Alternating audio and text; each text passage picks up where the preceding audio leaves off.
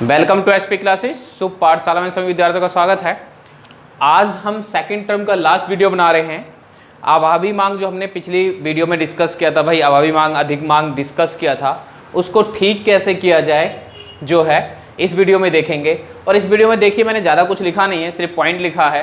तो मैं इस वीडियो में आप सबको ये सारे पॉइंट्स एक्सप्लेन करूँगा, तो आप सब ध्यान से उसको सुनते हुए खुद ही लिख लेना और अपने नोट्स खुद बना लेना, क्योंकि ज़्यादा टाइम नहीं था। इसके बाद मुझे इंग्लिश मीडियम के लिए भी शुरू करना है वीडियो। कोशिश की जा रही है कि भाई आपके एग्ज़ाम से पहले इंग्लिश मीडियम भी ख़त्म कर दिया जाए। लंबे टाइम से मैंने वीडियो नहीं बनाया है, उसका रीज़न यह है कि तबीयत ठीक नहीं थी, बट अब कोशिश किया जाएगा कि लगातार वीडियो आती रहे। ये हिंदी मीडियम की आखिरी वीडियो है। इसके बाद अगर हिंदी मीडियम वाले कोई टॉपिक विशेष रूप से चाहते हैं कि भाई किसी टॉपिक पे वीडियो बने, तो आप सब मुझे कमेंट बॉक्स में कमेंट कर देना। मैं देख के जो है कोशिश करूँगा कि मैं उसको बना सकूँ। अपनी तरफ से पूरी प्रयास किया जाएगा कि मैं उस वीडियो को, जो भी आप टॉपिक बता रहे हैं, उसके लिए सेपरेट वीडियो बना दिया जाए। तो अभी हम यहाँ पर देखें, न्यून मांग और अतिक मांग को कैसे ठीक किया जाए उसको हम पढ़ेंगे। तो सबसे पहले हम समझ लेते हैं कि न्यून मांग और अधिक मांग है क्या, जो मैंने लास्ट वीडियो में जो है डिस्कस किया था। छोटा सा जो है आपको एक तरह से रिकैप दे देता हूं। तो न्यून मांग का मतलब यहाँ पर यह है कि भाई जितना संतुलन के स्तर से संतुलन के स्तर के लिए जितनी मांग की आवश्यकता है उससे कम होना न्यून मांग है। सिंपल से उसमें कहा जाए तो यहाँ पर एडी जो है वो कम होता है एएस से, मतलब सप्लाई जो है वो कम होती है। और अधिक मांग का जस्ट अपोजिट कर लीजिए। अधिक मांग का मतलब क्या है कि जहाँ पर एडी जो है मोर देन है एएस से, तो इसको अधिक मांग कहा जाता है। और देखिए, किसी भी अर्थव्यवस्था के लिए ना तो न्यून मांग अच्छी होती है ना ही अधिक मांग अच्छी होती है। ये हमने लास्ट वीडियो में डिस्कस किया था कि भाई न्यून मांग से क्या होता है, बेरोजगारी आने लग जाती है, अस्फीतिक अंतराल आ जाता है, तो ये अर्थव्यवस्था के लिए ठीक नहीं होती है। वहीं पे हम अधिक मांग की बात करें, जब अधिक मांग होती है भाई एक संतुलन स्तर पर अधिक मांग, तो क्या होता है कि भाई स्फीतिक अंतराल आ जाता है, मतलब कीमतें बढ़ने लग जाती हैं। ठीक है, क्योंकि और ज़्यादा तो प्रोडक्शन हो ही नहीं सकता है, क्योंकि ये क्या है, ये जो अधिक मांग है वो संतुलन स्तर पे है। जब संतुलन स्तर पे है तो इसका मतलब ये हो गया कि भाई पूर्ण रोजगार की स्थिति प्राप्त है। मैं पूर्ण रोजगार की स्थिति में क्या है कि पूर्ण रोजगार की स्थिति में क्या है कि भाई जब सारे संसाधन यूज हो रहे हैं, सारे संसाधन लगे हुए हैं, तो और अधिक तो क्या हो सकता है, उत्पादन हो ही नहीं सकता है। तो क्या होगा कि जब उत्पादन ही नहीं होगी और आप मांग करते रहेंगे, तो उससे क्या होगा कि कीमतें क्या है, बढ़ने लग जाएंगी। तो और जो है स्टॉक में कमी आने लग जाएगी। तो दोनों सिचुएशन जो हैं वो ठीक नहीं होती हैं। ठीक है, अगर न्यून मांग है तो बेरोजगारी बहुत ज़्यादा आने लग जाती है, अधिक मांग है तो कीमत बहुत ज़्यादा बढ़ने लग जाती है। इसलिए जो अर्थव्यवस्था होती है उसमें कोशिश किया जाता है कि एडी और एएस को मेंटेन रखा जाए, जो ये दोनों हैं इनको इक्वल रखा जाए, एक तरह से दोनों को इक्वल रखा जाए, और एक ऐसी कीमत मिल जाए जिसपे क्या हो, जिसको हम संतुलन कीमत कह सकते हैं। उपभोक्ता भी खुश रहे और उत्पादक भी खुश रहे। तो ये स्थिति बनाई जाती है। अगर ये दोनों सिचुएशन अगर आ जाए मार्केट में, तो इनको किसी तरह से कायम किया जाता है, ये स्थिति लाई जाती है। अब डायरेक्टली कोई फोर्स तो कर नहीं सकता है कि भाई फोर्स कर दिया, नहीं भाई एडी को बढ़ा दो या कम कर दो, पर इसके लिए कुछ टूल्स यूज किए जाते हैं जो धीरे धीरे इनडायरेक्टली जो है सिचुएशन को ठीक करता है। हम वही टूल्स पढ़ेंगे, न्यून मांग और अतिरेक मांग या अधिक मांग को ठीक करने के उपाय में वही टूल्स हैं। तो उन टूल्स को ही हम क्या करेंगे, यहाँ पर डिस्कस करेंगे। ठीक है, तो चलिए डिस्कस करते हैं। तो देखिए, यहाँ पर मैंने दो वो लिख रखा है, एक तो राजकोषीय नीति लिख रखा है और एक मौद्रिक नीति लिख रखा है। आप सबने मौद्रिक नीति जो है वो बैंकिंग वाले चैप्टर में पढ़ा था, जो आपका मुद्रा और बैंकिंग का चैप्टर है ना, मनी एंड बैंकिंग का, उसमें भी मौद्रिक नीति के बारे में आप सबने पढ़ा था। ठीक है, लेकिन आप सबने राजकोषीय नीति वहां पर नहीं पढ़ा था। राजकोषीय नीति जो है यहाँ पर पढ़ेंगे। तो क्योंकि आप सबने बैंकिंग वाले चैप्टर में ये पढ़ा था, तो आप सबको पता चल जाना चाहिए कि ये बैंक से रिलेटेड है। जो मौद्रिक नीति है ये बैंक से रिलेटेड है, और ये किससे है, आरबीआई से, रिजर्व बैंक ऑफ इंडिया। ठीक है, इससे रिलेटेड है। ये टूल्स जो है आरबीआई द्वारा क्या किया जाते हैं, अप्लाई किए जाते हैं। वहीं पर राजकोषीय मतलब राज्य से रिलेटेड है, तो राज्य मतलब सरकार। ये जो है ये सरकार से रिलेटेड है, मतलब ये जो नीति है ये सरकार अपनाती है। ठीक, अब एक चीज़ और बता देना चाहता हूं कि यहाँ पर मैं इन सारे पॉइंटों को समझाऊंगा कि इनका मतलब क्या होता है, और न्यून मांग और अधिक मांग में इसका इस्तेमाल कैसे होता है एक साथ ही समझ लेंगे, क्योंकि बुक में अलग अलग दे रखा है कि भाई न्यून मांग में इसके साथ क्या होगा, बैंक रेट या बैंक दर को बढ़ाया जाएगा या घटाया जाएगा। तो हम दोनों पॉइंट एक साथ ही समझ लेंगे कि न्यून मांग में इसको घटाया जाएगा या बढ़ाया जाएगा, अधिक मांग में घटाया जाएगा या बढ़ाया जाएगा। तो दोनों पॉइंटों को क्या करेंगे, एक साथ ही समझ लेंगे। अलग अलग से बताने की जरूरत नहीं है कि न्यून मांग में ऐसा किया जाएगा वैसा किया जाएगा। वैसे तो अगर आप चीज़ों को समझ जाओगे तो बहुत आसानी से आपको ये सारी चीज़ें समझ में आ जाएंगी। अब वो चीज़ क्या है जो समझना है, तो वो समझना ये है कि एक बात समझ में रखिए कि भाई क्या है कि मांग ज़्यादा कब होती है, जब मार्केट में पैसा है। सीधी सी बात है, मुद्रा की पूर्ति अगर मार्केट में बहुत ज़्यादा है तो लोग क्या करेंगे, डिमांड करेंगे। भाई हमारे जेब में पैसा है तभी तो डिमांड करेंगे, और जब जेब में कैश है तो लोग डिमांड करते हैं। सीधी सी बात है, खर्च करते हैं ना भाई, खर्च करने के लिए तो पैसे रखते हैं। और अगर मार्केट में पैसा नहीं है तो डिमांड ही नहीं कर पाएंगे। तो अब अपने दिमाग में आप सबको ये रखना है कि अगर मार्केट में बहुत ज़्यादा पैसा है या पूर्ति बहुत ज़्यादा है, मुद्रा का विस्तार बहुत ज़्यादा है, तो डिमांड होगी। तो अगर बहुत ज़्यादा डिमांड है तो बैंक या सरकार को ऐसे काम करने चाहिए जिससे क्या हो जाए, जो मार्केट में, जो बाजार में या जो देश में अर्थव्यवस्था में जो पैसा है वो कम हो जाए, हैं वो किसी तरह से कम हो जाए। सरकार कुछ ऐसा काम करे जिससे क्या हो जाए, धीरे धीरे मांग कम हो जाए, हैं। और इसके अपोजिट करेगी जब न्यून मांग की स्थिति होगी। न्यून मांग की स्थिति में क्या है कि लोगों का पैसा ही नहीं है इसलिए डिमांड नहीं कर रहे। तो सरकार को ऐसा काम करना चाहिए जिससे मुद्रा का विस्तार हो, मुद्रा की पूर्ति हो मार्केट में। तो वो ऐसे काम करेगी जिससे मार्केट में पैसा जाए और लोग डिमांड करें। तो ये चीज़ ध्यान रखना है कि अगर अधिक मांग है तो इसका अर्थ ये है कि अर्थव्यवस्था में मुद्रा की पूर्ति बहुत ज़्यादा है, मुद्रा का विस्तार है, इसलिए लोग डिमांड कर रहे हैं। तो अब सरकार या आरबीआई ऐसे काम करे जिससे मुद्रा की पूर्ति कम हो, ये चीज़ ध्यान रखना है। और अगर न्यून मांग है तो मुद्रा की पूर्ति बहुत कम है, तो अब सरकार को ऐसा करना चाहिए कि भाई मार्केट में पैसा जाए और लोग डिमांड करें, ठीक है, तभी तो धीरे धीरे डिमांड बढ़ेगी ना, है। और यहाँ तक जो है AD = AS होगा। तो ये चीज़ ध्यान रखना है, मुद्रा बहुत ज़्यादा है मार्केट में तो इसका मतलब है अधिक मांग है, मुद्रा को कम करना है हमें। और अगर मुद्रा कम है तो इसका मतलब है न्यून मांग है, ठीक है, इसीलिए मुद्रा कम है और हमें मुद्रा को बढ़ाना है, ठीक है। मुद्रा विस्तार जो है वो किसी तरह से बढ़ाएगी सरकार या आरबीआई। यहाँ पर हमें से मतलब सरकार या आरबीआई से थी। तो चलिए देखते हैं, स्टार्ट करते हैं। तो देखिए सबसे पहले मैंने दे रखा है राजकोषीय नीति। तो इसके बारे में मैंने आप सबको बता दिया है कि राजकोषीय नीति का मतलब यहाँ पर क्या है, जो सरकार करती है। अब सरकार क्या करती है, व्यय करती है और प्राप्ति करती है। भाई सरकार खर्च भी करती है और प्राप्तियां भी करती है। तो क्या होगा, अब इसके पास, सरकार के पास यही दो टूल्स है, या तो वो खर्च करेगी और या तो प्राप्ति करेगी। अब ध्यान रखिए, अगर मार्केट में अधिक मांग चल रही है, मतलब लोगों के पास पैसा है, तो सरकार ऐसी कंडीशन में व्यय क्या करेगी, कम कर देगी, खर्चा कम कर देगी, क्योंकि लोगों के पास पहले से ही पैसा है। और खर्चा करेगी तो मार्केट में और ज़्यादा पैसा जाएगा, तो अधिक मांग पहले से ही और ज़्यादा लोग डिमांड करने लग जाएंगे। क्योंकि अगर सरकार खर्च कर रही है तो इसका अर्थ यह है कि सरकार भी तो डिमांड कर रही है ना, अधिक मांग और भी बढ़ जाएगी। और दूसरा सिचुएशन आप ये भी समझ सकते हो कि सरकार डिमांड कर रही है, कोई चीज़ कंस्ट्रक्शन करवा रही है, या मान लो कोई फ्लाईओवर भी बनवा रही है, तो वहाँ पर लेबर वगैरह भी लगेंगे, उनके पास भी पैसा जाएगा, वो भी डिमांड करेगी। तो एक तरह से दो तरफा जो होगा, डिमांड और ज़्यादा बढ़ जाएगी। तो ऐसी सिचुएशन में अगर अधिक मांग है तो जो व्यय है सरकार कम करती है और अपनी प्राप्तियां बढ़ा देगी। मार्केट से पैसा हटाना है, मैंने पहले बता दिया था कि अधिक मांग है तो लोगों के पास पैसा है, तो पैसे को वहां से हटाना है, तो क्या करेगी कि प्राप्तियों को बढ़ा देगी, ठीक है। प्राप्तियां बढ़ाने का मतलब यह है कि भाई सरकार प्राप्तियां कैसे करती है, भाई टैक्सेस लगाती है, कर लगाती है, ठीक है। और गैर कर भी प्राप्तियां होती है, जैसे फीस हो गया, फाइन हो गया, रजिस्ट्रेशन चार्ज हो गया। मान लीजिए आपने रेड लाइट क्रॉस कर दिया तो उस पर फाइन लग जाता है। तो ऐसी चीज़ें प्राप्तियां भी होती हैं, ठीक है।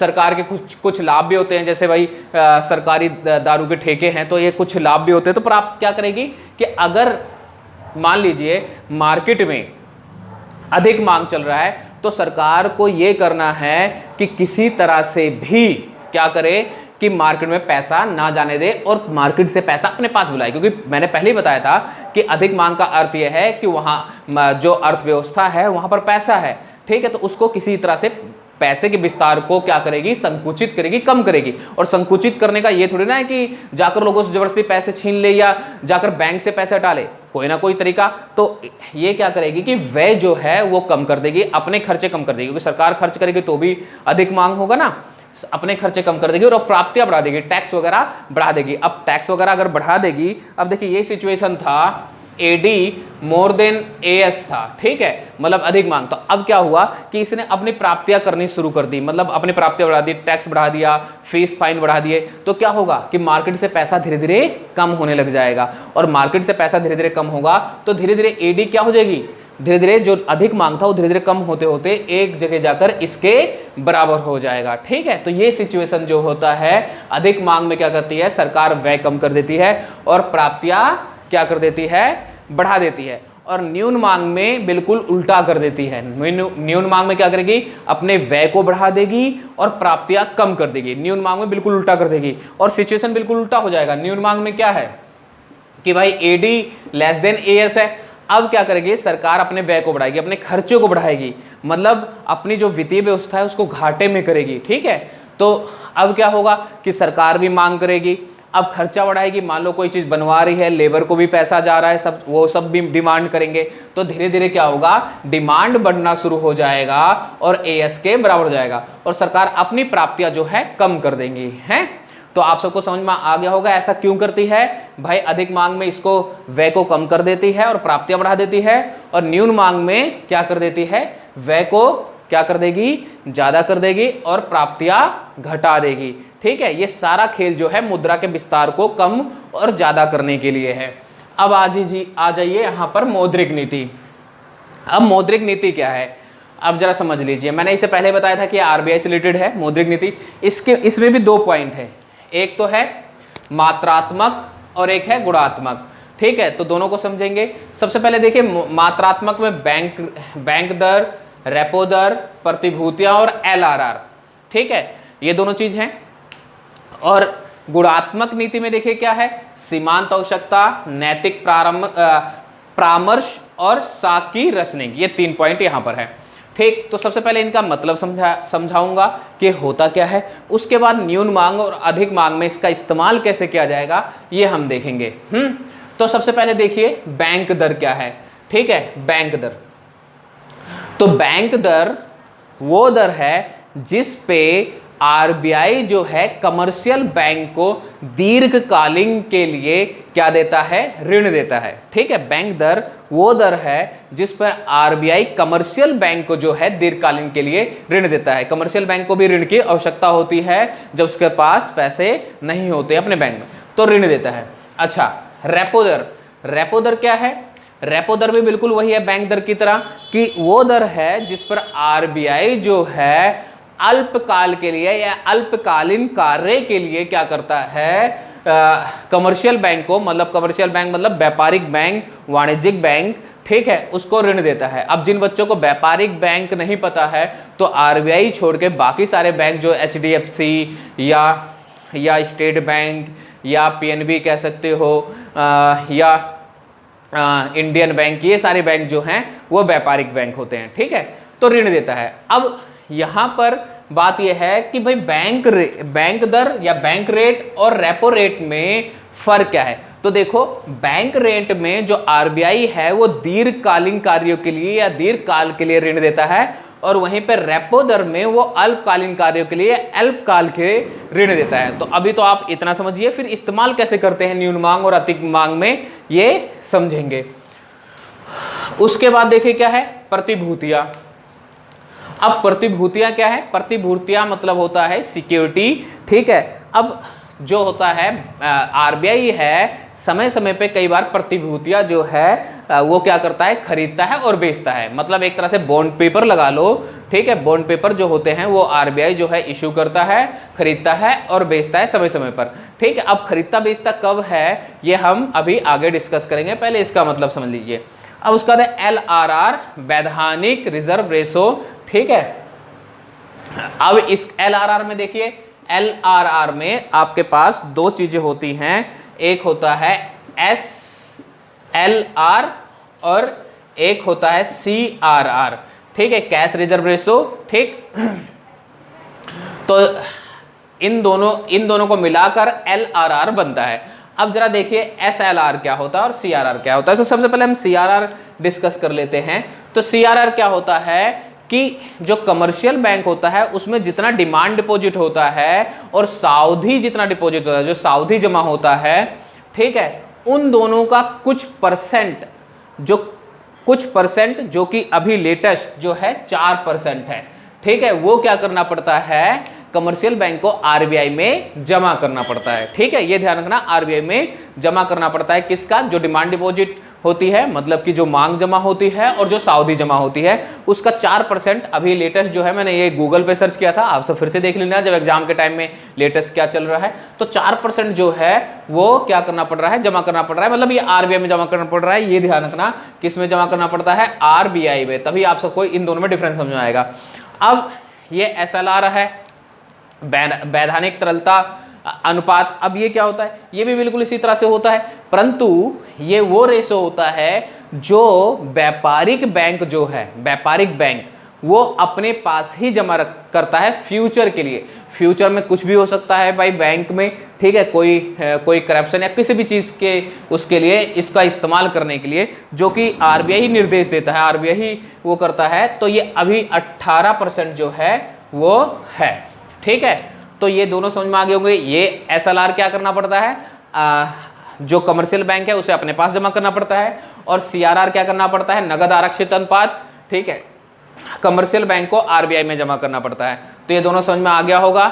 ठीक, अब यहां पर देख लेते हैं सीमांत आवश्यकता। अब से सीमांत आवश्यकता क्या होता है, देखिए आप सब जब ऋण लेने जाते हो तो जो कमर्शियल बैंक है वो कोई ना कोई तो भाई आप सबसे प्रतिभूति रखता है, प्रतिभूति में सिक्योरिटी, कुछ ना कुछ सिक्योरिटी भी रखता है, प्रतिभूतियां रखता है। तो जो प्रतिभूति होती है और जो ऋण लेते हैं उसके बीच में एक डिफरेंस होता है। ऐसा कभी नहीं होता है कि आपने मान लीजिए 3 लाख रुपए की प्रतिभूति रखी या 3 लाख रुपए का सोना रखा, ठीक है, 3 लाख रुपए का आप सोना रखते हो तो बैंक आपको 3 लाख पूरे थोड़ा ना दे देगा, वो अपने पैसे तो पहले काटेगा ना, है।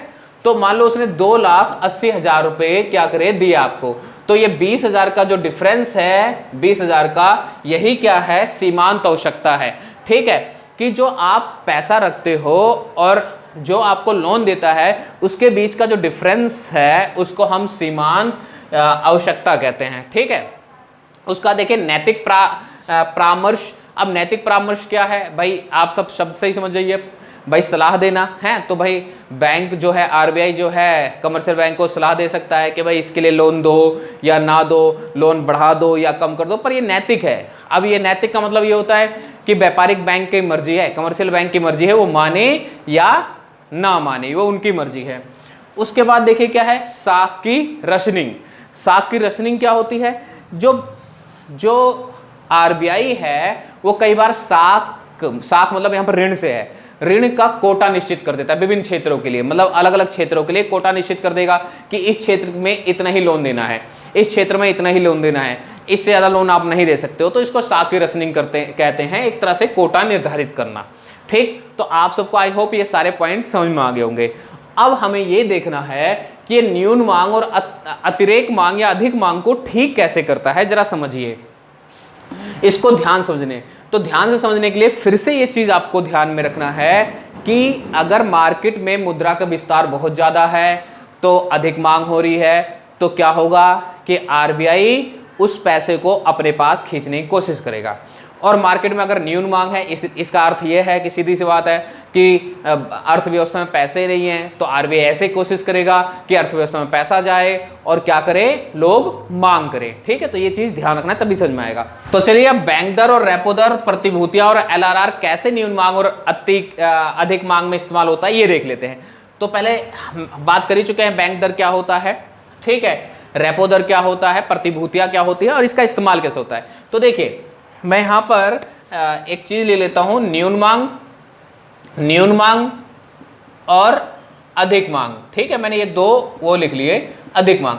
अब होगा क्या भाई, मैंने पहले ही बता दिया, बैंक दर और रेपो दर वो दर है जिस पर RBI जो है कमर्शियल बैंक को क्या करता है, लोन देता है। ठीक है, तो देखिए अगर न्यून मांग की स्थिति है तो RBI बैंक दर जो है वो कम कर देगा, और अधिक मांग की स्थिति में बैंक दर जो है, बैंक दर और रेपो दर दोनों चीजों की बात हो रही है यहां पर, बढ़ा देगा। अब इससे क्या होगा, देखिए मान लीजिए 10% पे क्या कर रहा था, जो आरबीआई है लोन दे रहा था, सीधी सी बात, अभी नॉर्मल कंडीशन की बात करते हैं, 10% पे दे रहा था, लेकिन अचानक से अधिक मांग आ जाती है। तो मैंने पहले बताया था कि अधिक मांग का मतलब क्या है, यहां पर अधिक मांग का मतलब यहां पर यह है कि भाई अर्थव्यवस्था में मुद्रा का विस्तार बहुत ज्यादा है, ठीक है, अर्थव्यवस्था में मुद्रा का विस्तार बहुत ज्यादा है और क्या करना है, किसी भी तरह से मुद्रा को कम करना है। तो अब क्या करेगा कि 10 की जगह इसने 15% कर दिया, मान लीजिए बैंक दर और रेपो दर 15% कर दिया अधिक मांग की स्थिति में। तो अब क्या होगा कि 15% यहां पर कर दिया, अब कमर्शियल बैंक को क्या मिल रहा है, 15% पे ऋण मिल रहा है। तो भाई कमर्शियल बैंक, व्यापारिक बैंक मतलब क्या है, कमाना है ना, व्यापारिक मतलब क्या है, व्यापारिक बैंक मतलब क्या है, वो तो कमाना चाहती है ना। तो क्या करेगी, जब उसे 15% पे मिल रहा है तो 15% पे तो देगी नहीं, उससे ज्यादा पे देगी, तो उस मान लो वो 18% पे देती है। तो क्या होगा, इससे रेट ऑफ इंटरेस्ट क्या है, बढ़ गया, ठीक है, रेट ऑफ इंटरेस्ट बढ़ गया। तो लोग क्या करेंगे, ऋण लेना कम कर देंगे, ठीक है, किसी भी चीज के लिए ऋण लेना कम कर देंगे, जिससे क्या होगा, मार्केट में पैसा नहीं जाएगा और क्या होगा, धीरे धीरे जो मुद्रा का विस्तार बहुत ज्यादा तो धीरे धीरे कम होते होते अधिक मांग की स्थिति जो है वो कम होते होते क्या होगी, संतुलन की स्थिति में आ जाएगी। और न्यून मांग की स्थिति में जस्ट अपोजिट हो जाता है, ठीक है, जहां मान लीजिए 10% था, वहां पर क्या होगा कि इसको वो 7, 8, 5 मतलब इसे कम कर देगा, मान लीजिए 5% कर दिया, ठीक है। अब क्या होगा, 5% कर दिया तो अब यहां पर इसने बैंक दर और रेपो दर कम किया है ना। अब इससे क्या होगा, इंटरेस्ट रेट मतलब जो ब्याज दर है जिस पे हमें ऋण मिलता है वो मान लीजिए 7% हो गया, क्योंकि उससे तो ज्यादा का ही देगा, क्योंकि उसे जब खुद व्यापारी बैंक को 5% में मिल रहा है तो वो भी तो कुछ ना कुछ कमाएगा, तो 2% मान लीजिए एक्स्ट्रा कमा रहा है। तो क्या हो गया, ब्याज दर जो है पहले से कम हो गया। तो लोग क्या करेंगे, ऐसी सिचुएशन में जो है ऋण की डिमांड करेंगे और धीरे धीरे उनके पास पैसा जाएगा, कैश जाएगा और फिर क्या होगा, मार्केट में इन्वेस्टमेंट होगी, निवेश होगा, डिमांड होगा, कंजप्शन होगा, सारी चीजें होंगी और धीरे धीरे डिमांड बढ़ते बढ़ते न्यून मांग की स्थिति जो है वो धीरे धीरे संतुलन की स्थिति में आ जाएगी। ये दोनों चीजें जो हैं, बैंक दर और रेपो दर दोनों में ही क्या होगा, इस्तेमाल होता है, दोनों में एक ही तरह से इस्तेमाल होता है, ठीक है, क्योंकि दोनों बैंक दर और रेपो दर दोनों दर ऐसे हैं जिसपे कमर्शियल बैंक जो है, आरबीआई जो है कमर्शियल बैंक को क्या देता है, ऋण देता है। अच्छा एक चीज, एक कंफ्यूजन और दूर कर लीजिए, देखिए एक ब्याज दर होता है, ब्याज दर वो दर होता है जिसपे हमें मिलता है, वो लोन मिलता है, ठीक है, हमें ऋण मिलता है, उसे हम ब्याज दर कहते हैं। लेकिन बैंक दर और रेपो दर वो दर है जिस पर आरबीआई जो है व्यापारिक बैंक को क्या देता है, ऋण देता है। तो ये चीज ध्यान रखना। अब बात करते हैं प्रतिभूतियों की, ठीक है, प्रतिभूतियां। अब प्रतिभूतियां देखिए क्या है, प्रतिभूतियां मतलब सिक्योरिटी है।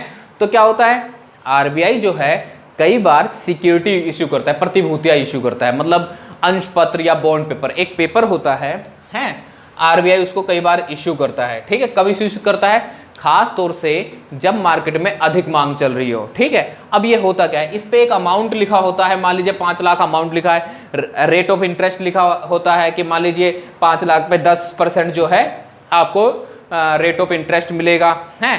तो क्या होता है कि एक अच्छा खासा इंटरेस्ट मिलता है इस पे। तो जब अधिक मांग होती है तो आरबीआई इसको इश्यू करता है, ठीक, जिससे क्या हो कि जिनके पास पैसा है लोग ये पत्र जो है अंश पत्र खरीद लेते हैं। अब खरीदने से क्या होता है कि जो कैश वो आरबीआई के पास चला गया, उनके पास तो एक कागज ही गया ना, ठीक है, उनके पास तो एक कागज ही गया। तो जब कैश आरबीआई के पास जा रहा है तो मार्केट में धीरे धीरे जो मुद्रा का विस्तार है वो धीरे धीरे कम हो जाएगा और जो अधिक मांग की स्थिति थी धीरे धीरे क्या हो जाएगी, कम होते होते संतुलन की स्थिति आ जाएगी।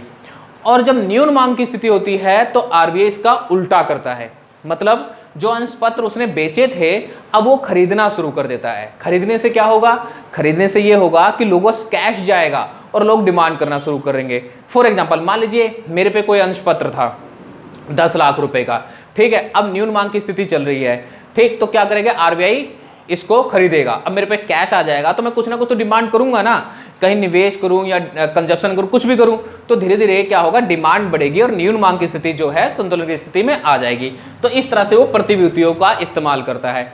अब हमने एलआरआर की बात करी थी, ठीक, तो एलआरआर में हमने बात किया था एलआरआर, इसमें 2 चीजें थी, एक तो भाई CRR था और एक SLR था। CRR कौन सा वो था, CRR वो था इसे नगद आरक्षित अनुपात कहते हैं। ये क्या होता है कि RBI जो है, RBI के पास जमा करता है कमर्शियल बैंक, किसका, जो मांग जमा होती है और जो सावधि जमा होती है उसका। और SLR क्या होता है, वो एक ऐसा दर है, ऐसी परसेंटेज है जो कमर्शियल बैंक को अपने पास फ्यूचर के अनएक्सपेक्टेड, मतलब कभी फ्यूचर में कोई प्रॉब्लम हो जाए उसको ठीक करने के लिए RBI जो है अपने पास रखता है, तरल रूप में रखता है।